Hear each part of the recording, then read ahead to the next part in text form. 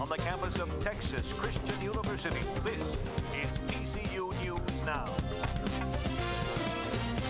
Hi, and thanks for joining us with this week's edition of TCU News Now. I'm Justin White. And I'm Katie Love. The football team won 31-3 over BYU in the 6th annual Frogs for the Cure game. As Madison Pelletier reports, the football team isn't the only one who comes out with a win. At the Frogs for the Cure football game, women affected by breast cancer came together to share stories of survival and let each other know that they are not alone. Mom was diagnosed with breast cancer about 3 years ago. I'm a 2-year breast cancer survivor. I'm a breast cancer survivor of 4 years. TCU and Susan G. Komen Foundation put together a tailgate for survivors and their family every year before the game. Survivor 10 is basically just to tell the survivors, keep fighting, way to go, good for you. And it's also more or less to get the awareness out. Many survivors said Frogs for the Cure is an emotional time because of the amount of support brought by the fans and the TCU community. You know what? It's a very emotional, cheerful moment.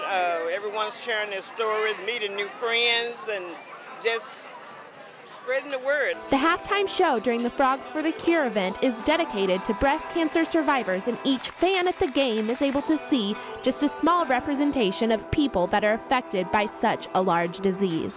The first year, I had just finished chemo, so it was very, very emotional for me the first year, and I'm sure I'll cry a little bit when I go down there today. With the help of family and friends, breast cancer survivors have both courage and hope that a cure will soon be found. I don't want anybody to ever have to go through what I went through, and I hope that at some point we find a cure. Madison Pelletier, TCU News Now. Mammograms are the most important part in early detection for breast cancer. The Susan G. Komen website says it's recommended that all women get mammograms starting at age 20. Associate Professor of Graphic Design Pat Sloan died last weekend after battling with lung cancer. I talked to a longtime friend and colleague of Sloan about what she meant to the graphic design division. Pat Sloan was extremely intelligent, incredibly bright woman, very talented designer, very patient person, very caring individual. And I've known a lot of people who are excellent designers and so at best teachers. Maybe really good teachers, not so great in the practitioner area, but she just excelled at both. TCU alumna Jennifer Ann Prentice Alvarez was one of 3 people killed by open gunfire in Guatemala City, Guatemala.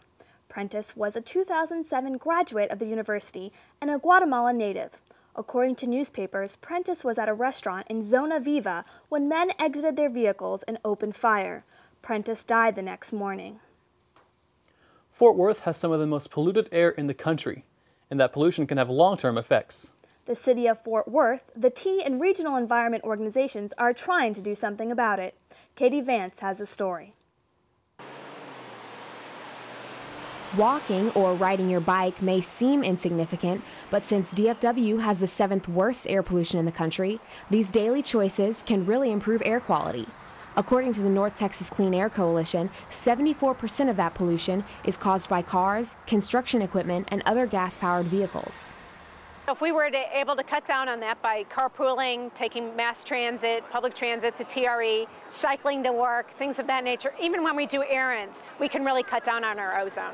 Mark, get set, go!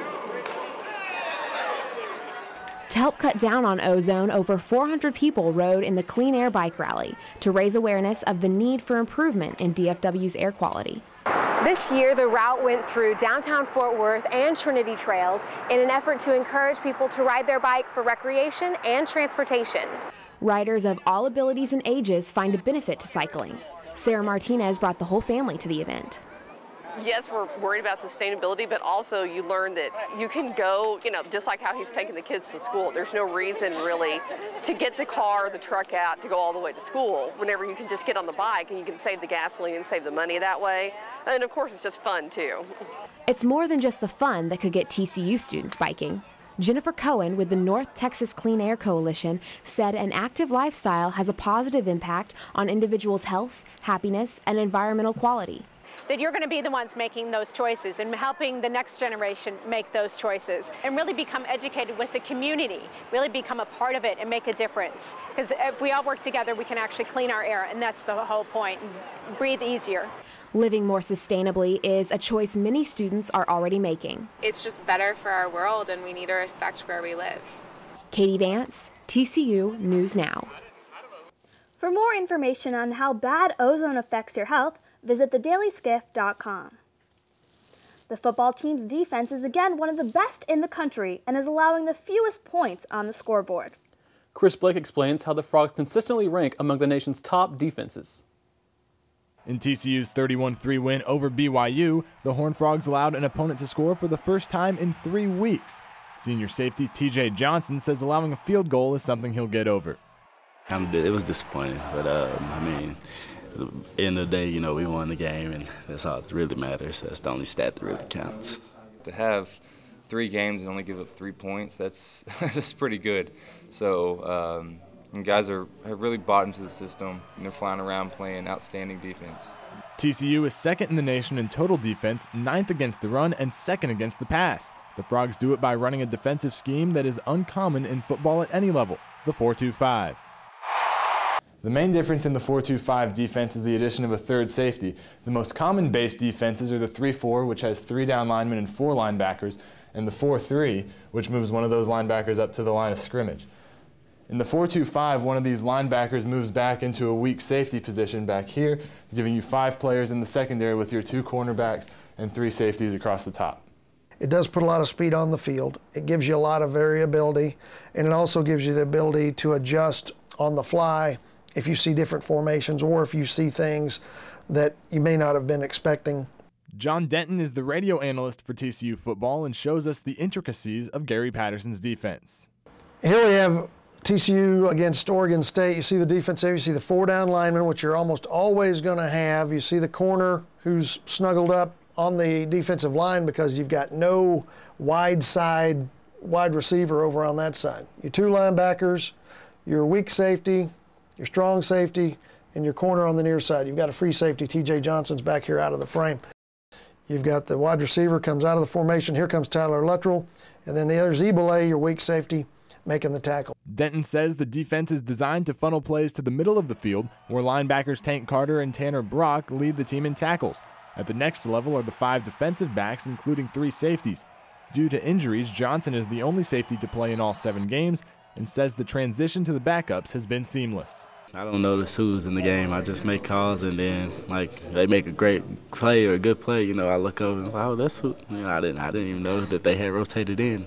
The 4-2-5 almost exclusively uses man-to-man coverage on wide receivers. That makes it even more important that everyone, especially the 5 defensive backs, know their assignments.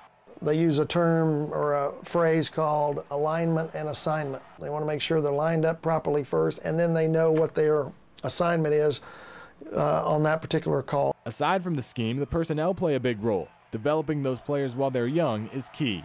Gary likes to get a lot of young guys in early in their careers and develop them, and really that's what's helped the defense get better and better. Every time one guy keeps raising his level of play, it makes us better so we can move people around so we can be what we want to be in the following years. At the beginning of the season, when you don't know how they're going to react, you're like, you know, I'm trying to make a call, but it's like, oh, how can I protect him and still stop it? You know, and now it's you just call things. Patterson-coached defenses have led the nation in total defense each of the last 2 years, and thanks to the 4-2-5, the Frogs are once again in contention for that crown. Chris Blake, TCU News Now. To see John Denton further break down the 4-2-5 defense, check out TCUDailySkiff.com.